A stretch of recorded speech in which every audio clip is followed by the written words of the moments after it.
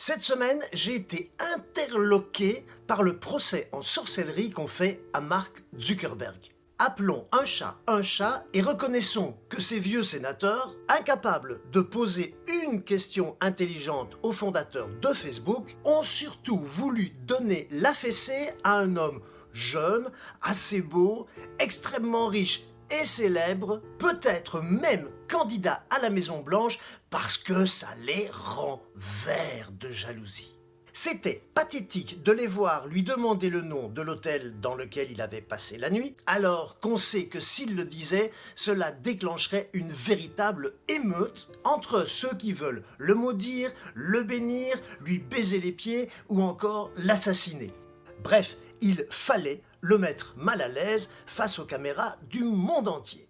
Revenons à la source du problème, si j'ose dire. Nous sommes totalement hypocrites face aux nouvelles technologies et à notre propre responsabilité par rapport à elles. Cette audition de Zuckerberg, au même titre que celle qu'on lui réserve au Parlement européen, est une véritable escroquerie intellectuelle alors que nous sommes 2 milliards à utiliser gratuitement son réseau. On a volé les données de quelques millions d'entre nous, c'est vrai. Est-il coupable d'imprudence? Certainement. Mais il l'a reconnu et s'en est excusé. N'est-ce pas nous, finalement, les vrais imprudents? À nous de savoir ce que nous publions sur Facebook, ou encore de ne pas répondre à des tests complètement bidons. Nous savons que nous offrons plein d'infos sur notre vie privée, mais c'est vachement plus facile d'accuser Zuckerberg. Personne ne lit les conditions générales d'utilisation alors que tout y est clairement indiqué. Et puis franchement, qui est assez naïf pour croire, fût-ce une seconde, qu'un service gratuit aussi complet, eh bien, nous ne le payerons pas autrement. On gueule sur Facebook, des millions d'utilisateurs voudraient supprimer leur compte, eh bien, moi, je propose un test. Supprimons-le vraiment, disons, 3 mois. Eh bien, je me demande après combien de temps nous exigerons, peut-être violemment, qu'on nous le rende. D'ailleurs, dès qu'on parle de payant, c'est pétition scandalisée à gogo. Alors, trêve d'hypocrisie et jouons le jeu, il nous arrange. Faut-il vraiment rappeler que des millions de petites entreprises et d'indépendants font leur beurre sur Facebook? Clic Info comme les autres, peut-être vous.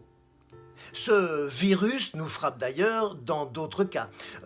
Carte d'identité avec empreinte digitale, atteinte à la vie privée. Caméras de surveillance dans les rues qui évitent certaines agressions et permettent de repérer des terroristes, atteinte à la vie privée. Cookies qui permettent de débusquer pédophiles et djihadistes, atteinte à la vie privée toujours. Cookies qui tracent nos achats, atteinte et bla bla bla, vie privée et encore vie privée. Mais finalement, si on n'a rien à cacher, on s'en fout, non? Personne ne nie qu'il faudra des règles pour sécuriser Internet, ou que Facebook n'est pas le sanctuaire des discrétions.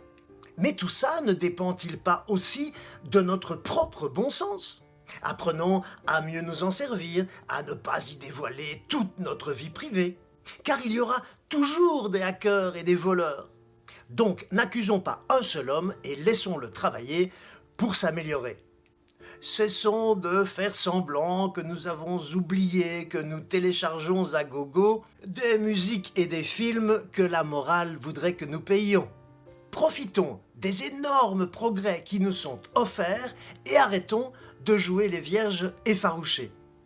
Parce qu'en définitive, la moralité d'Internet, c'est que tout le monde est pour le changement, mais chez le voisin, de préférence. À lundi.